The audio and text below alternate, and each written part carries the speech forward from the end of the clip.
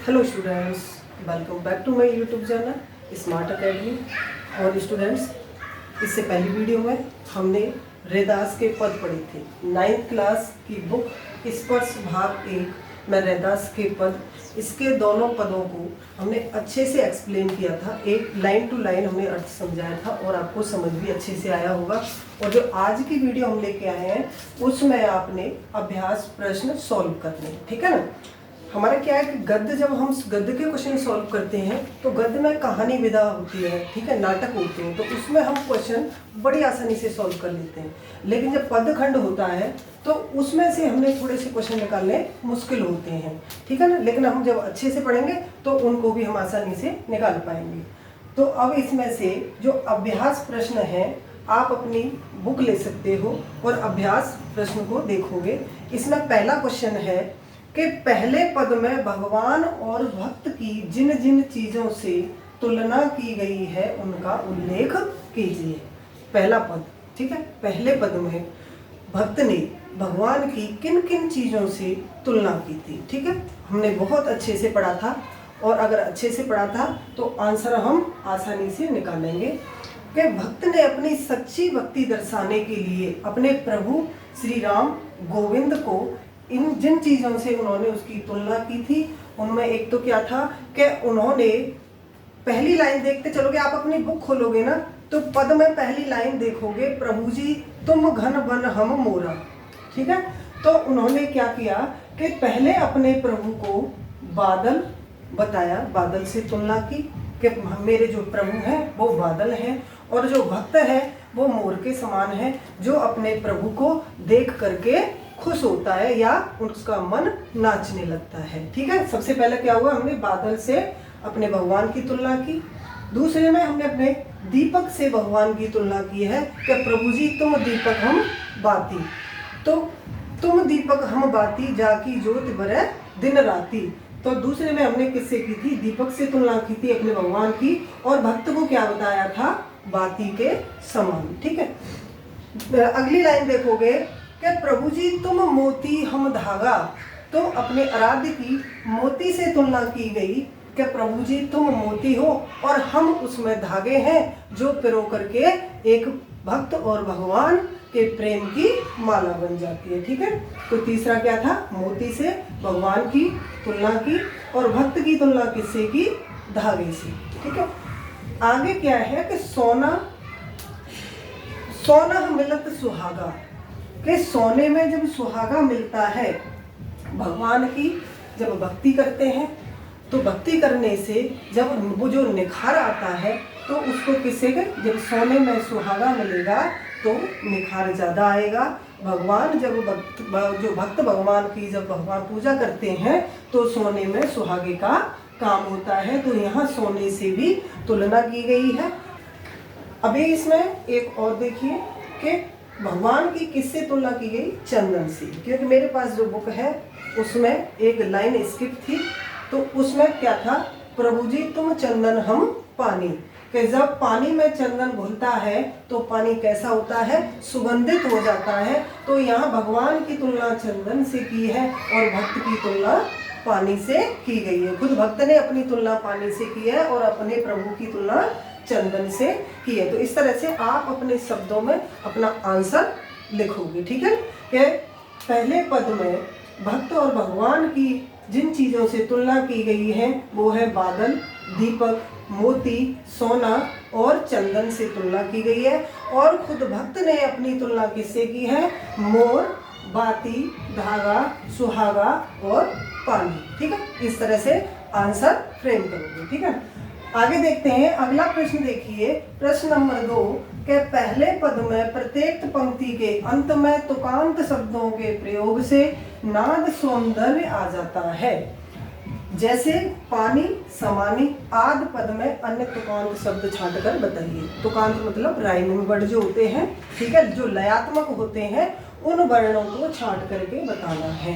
अब ये जो पहला पद है हमारा, इसकी लाइन टू लाइन आप पढ़ोगे तो इसमें तुकांत शब्द आपको मिल जाएंगे। पहली लाइन में आपने पानी, समानी, ठीक है।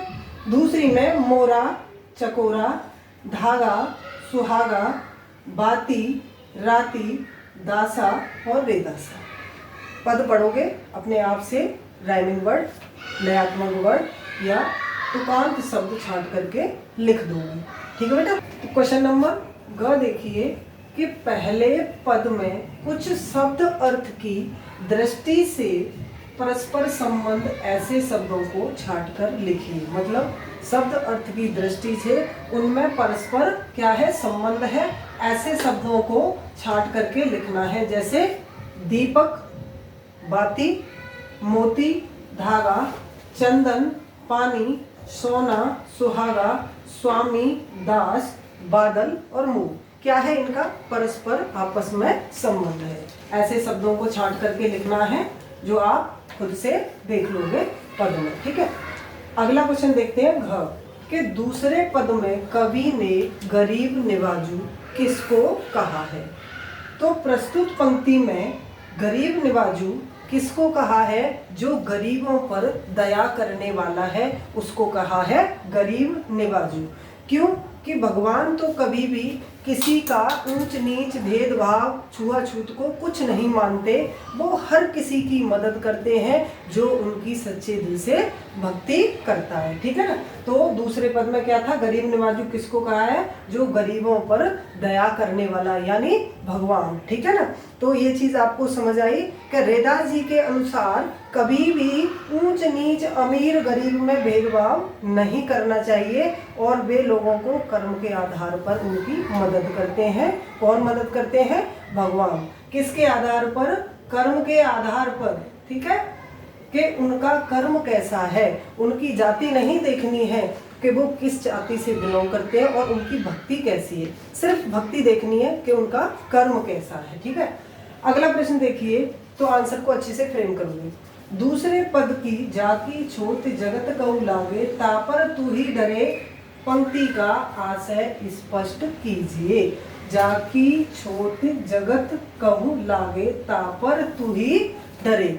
तो छोटी का मतलब क्या दिया है इसमें, कि इस पंक्ति के द्वारा कवि रैदास जी कहना चाहते हैं कि जिन लोगों को पूरी दुनिया ने अछूत, ठीक है, अस्पृश्य समझती है, ईश्वर उनका भी उद्धार करते हैं। कि जिन लोगों को पूरी दुनिया छोट मतलब अछूत समझती है, अस्पृश्य समझती है, उनका भी उद्धार भगवान ही करते हैं। जा लागे तापर तू ही डरे। क्या कि जिसको संसार ने अछूत का दर्जा दे दिया, उनको अस्पृश्य का दर्जा दे दिया कि इनको छूना नहीं है, इनके छूने से हमारा धर्म भंग होता है। लेकिन भगवान की जब ये भक्ति करते हैं तो भगवान इनका भी उद्धार करते हैं। अर्थात ईश्वर के दृष्टिकोण से प्रत्येक मनुष्य एक समान है, चाहे वो ऊंचा है, चाहे वो नीचा है, चाहे उसकी जाति कैसी भी हो, चाहे वो धनवान है, चाहे वो निर्धन है। भगवान की दृष्टि से प्रत्येक मनुष्य समान है। ठीक है ना। तो ये चीज समझ आई। छूत मतलब छुआछूत या अस्पृश्य लोग हैं, उनकी भी भगवान उद्धार करते हैं उनकी भक्ति के अकॉर्डिंग, उनके काम के कर्म के द्वारा। ठीक है। अगला प्रश्न देखिए कि रैदास जी ने अपने स्वामी को किन किन नामों से पुकारा है। प्रस्तुत पद में रैदास जी ने अपने भगवान को किन किन नामों से पुकारा है। तो रैदास जी ने अपने प्रभु को गोविंद नाम से पुकारा है, ठीक है, गोसाई नाम से पुकारा है, गरीब निवाजू के नाम से पुकारा है, स्वामी के नाम से पुकारा है, लाल के नाम से पुकारा है, आदि इतने सारे नाम है। आप सीक्वेंस में लिखते जाएंगे। गोविंद, गरीब निवाजू, लाल, गोसाई, ठीक है, इतने सारे नामों से रैदास जी ने अपने स्वामी को पुकारा है। ठीक है। अगला प्रश्न देखिए कि निम्नलिखित शब्दों के प्रचलित रूप लिखिए। बुक में देखोगे शब्दों को कि इन शब्दों के आपने प्रचलित रूप मतलब जो हम डेली लाइफ में बोलते हैं, उन चीज़ों को, जो शब्दों को हम यूज करते हैं, बुकिश वाले नहीं, जो हम बोलते रहते हैं। जैसे कि मोरा, तो मोरा को क्या बोला था, मोर। चंद, चांद, ठीक है। बाती, बत्ती, जो हम अपने शब्दों में बोलते हैं। ज्योति, ज्योति मतलब आपकी जो ज्योति जलती है उसकी लौ, ठीक है। बरे यानी जले, राति रात, छत्रु मतलब छत्र, धरे रखे, छोती जो छुआछूत अछूत, तू ही तुम्हें गुसाई मतलब भगवान, ठीक है। तो इस तरह से जो ये शब्द हैं जिनको हम प्रचलित अपने जो प्रचलित रूप है उनका उसमें जो हम डेली लाइफ में बोलते हैं वो इस तरह से आपको लिखना है। तो नेक्स्ट देखते हैं क्वेश्चन नंबर 2। 1 में हमने जितने पार्ट थे क ख ग घ सारे देख लिए। और क्वेश्चन नंबर 2 देखिए कि नीचे लिखी पंक्तियों का भाव स्पष्ट कीजिए। जो पद में से जो पंक्तियां दी गई हैं उनका आशय स्पष्ट करना है आपने। क देखो कि जाकी अंग अंग बास समान। तो आप लोग के सामने अगर ये पंक्ति आती है तो सबसे पहले आप क्या लिखोगे कि प्रस्तुत पंक्ति हमारी पाठ्य पुस्तक स्पर्श भाग 1 से ली गई है, जिनके रचयिता है रेदास, ठीक है। इतनी आपने 1 से 2 लाइन लिखनी है। फिर उसके बाद आशय स्पष्ट करना है कि जाकी अंग अंग बास समानी। तो रेदास जी क्या कहते हैं कि जिस तरह चंदन में पानी मिल जाता है, पानी में चंदन मिल जाता है तो वो पानी सुगंधित हो जाता है। उस सुगंधित पानी में जो भी स्नान करता है तो उसका तन और मन भी सुगंधित हो जाता है। उसी तरह से भगवान की भक्ति से हमारा जो मन है वो इस तरह से सुगंधित हो गया है कि अब हमको ये लगता है कि जो हमारी जो भगवान की जो महक है, जो भक्ति की जो महक है वो हमारे तन और मन में समा चुकी है कि जाकी अंग अंग वास समानी, ठीक है। तो ये समझ आया आपको। अगली पंक्ति देखोगे, जैसे चितवन चंद चकोरा। प्रस्तुत पंक्ति हमारी पाठ्य पुस्तक हिंदी स्पर्श भाग 1 से ली गई है, जिनके रचयिता है रेदास। इसी तरह से अगर पंक्ति आती है तो आपको लिखना, आशय स्पष्ट करोगे फिर कि जैसे चितवन चंद चकोरा, कि हम भगवान को इस तरह निहारना चाहते हैं, इस तरह उनकी भक्ति में खोना चाहते हैं, जिस तरह चकोर पंछी पूरी रात चांद को निहारते निहारते बिता देता है, उसी तरह हम अपने भगवान की भक्ति इस तरह करना चाहते हैं जैसे चकोर चांद को सारी रात निहारता रहता है, ठीक है। उसी तरह हमारी भक्ति है। आगे देखोगे, ग जाकी ज्योति बरे दिन राती, के किसकी ज्योति जले दिन राती। भक्त ने जब भगवान की पूजा की, उसको सच्चे मन से उसको पुकारा, सच्चे मन से उसको जपा, तो उसके मन में भक्ति की ज्योति जलने लगी। उस ज्योति से उसका तन मन सब प्रकाशित होने लगा। उसको अपने आसपास उजाला दिखता है कि मेरी जो भक्ति है उसकी ज्योति कि दिन रात जलती है। तो उससे क्या है कि ईश्वर, भक्त का संबंध ईश्वर से कैसा होना चाहिए। तो भक्त का संबंध ईश्वर से वैसा ही होता है जैसे बाती जलते जलते उजाला कर देती है, वैसे ही भक्त भगवान की भक्ति करते करते अपने मन में उजाला महसूस करता है, प्रकाशमान महसूस करता है और भक्ति से उसका मन एकदम स्वच्छ और प्रकाशित हो जाता है, ठीक है। आगे देखो, ऐसी लाल तुझ बिन कौन न करे। तो ये भक्त क्या कह रहा है, रेदास जी के वचन होते हैं कि ऐसी लाल तुझ बिन को न करे, कि मेरा जो भगवान है जो सब पर दया करने वाला है, उस तरह कोई भी इस संसार में किसी पर दया नहीं कर सकता है। कि प्रस्तुत पंक्ति हमारी पाठ्य पुस्तक स्पर्श भाग 1 से ली गई है, जिसके रचयिता रेदास है। उन्होंने क्या बोला है कि दुनिया में कोई ऐसा नहीं है जो किसी पर दया करेगा, किसके सिवाय, मेरे भगवान के सिवाय, ठीक है।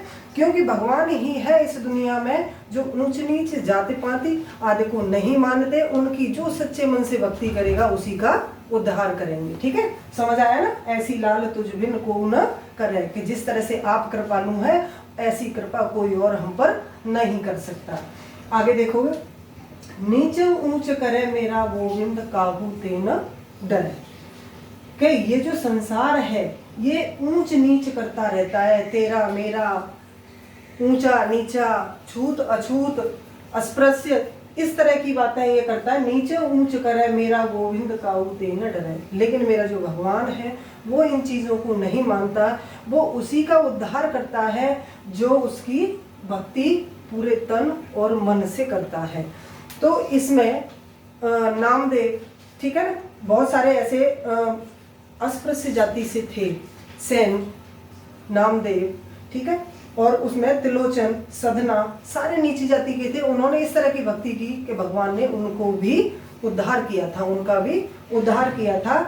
तो इस भक्ति का मतलब समझ आया कि वे जात पात ऊंच नीच की अवहेलना कर मनुष्य की भक्ति को महत्व देते हैं कि गोविंद किसी से नहीं डरता, चाहे वो कोई ऊंचा है, चाहे संसार ऊंच नीच करे, चाहे भेदभाव करे, लेकिन मेरा भगवान सबके लिए समान रूप से जो उनकी भक्ति करता है वो उनका उद्धार निश्चित करते हैं। प्रश्न नंबर 3 देखोगे कि रैदास के इन पदों का केंद्रीय भाव अपने शब्दों में लिखना है कि रैदास ने जो इन दोनों पदों के माध्यम से अपने विचार जो थे वो किस तरह से प्रस्तुत किए थे कि उनको आपने केंद्रीय भाव को अपने शब्दों में लिखना है। रैदास जी ने इस संसार में ऊंच नीच जाति पाति बहुत देखा था और अपने आप को भी उन्होंने इस पीड़ा को सहा था कि लोग भेदभाव करते हैं, ऊंच नीच सब कुछ इनसे उन्होंने सहा। तो उन्होंने सिर्फ एक ही रास्ता निकाला कि भगवान की भक्ति ही ऐसी है कि जिससे मनुष्य का उद्धार हो सकता है। और भगवान को उन्होंने तरह तरह की संज्ञाएं दी और अपने आप को भी अलग अलग संज्ञाएं दी। जिस तरह से भगवान को उन्होंने क्या बताया था कि भगवान मेरा क्या, जितने भी हमने जैसे क्वेश्चन नंबर 1 था उसमें जो भगवान की तुलना करते हैं फिर अपनी तुलना करते हैं कि भगवान मेरा कैसा होना चाहिए, ठीक है। तो इसमें से पहले जो पद था उसमें उन्होंने भगवान की भक्ति के बारे में कहा कि कोई ऐसा दूसरा रास्ता नहीं है जिससे मनुष्य का उद्धार हो सकता है। संसार के प्रत्येक रूप में आपको भगवान ही दिखाई देते हैं कि संसार में ऐसा कुछ नहीं है कि जिससे आप अपने आप का उद्धार कर सकते हो। हर रूप में आपको भगवान ही दिखाई देंगे, जिसमें नामदेव, कबीर, त्रिलोचन, सधना, सेन, नाई जैसे नीची जाति के और भगवान की भक्ति करके ही तर गए थे, ठीक है। अर्थात इनकी भक्ति को स्वीकार करके इनका उद्धार हुआ था। अर्थात मनुष्य के जीवन में और सदकर्मों और भक्ति का ही महत्व है। इस तरह से अपने पहले पद का जो आशय था कि इन्होंने किस तरह से भगवान को अपने आराध्य के रूप में देखा है और किस तरह से इन्होंने माना है कि भगवान ही है इस जगत में जो मनुष्य का उद्धार कर सकता है। वो चीज़ हमने अपने शब्दों में लिखनी है, ठीक है। ये चीज़ आपको समझ आई होगी। क्वेश्चन आंसर मैंने आपके सारे सॉल्व कराए और आपने एक बार दोबारा से रीड आउट करोगे तो अच्छे से सॉल्व कर पाओगे और जो एक्सप्लेनेशन किया था उसको भी अच्छे से पढ़ोगे। और अगली वीडियो मैं जल्द लेके आऊँगी। और अगर आपको वीडियो अच्छी लगती है तो चैनल को सब्सक्राइब कीजिए और वीडियो को लाइक एंड शेयर कीजिए। Thank you and have a nice day.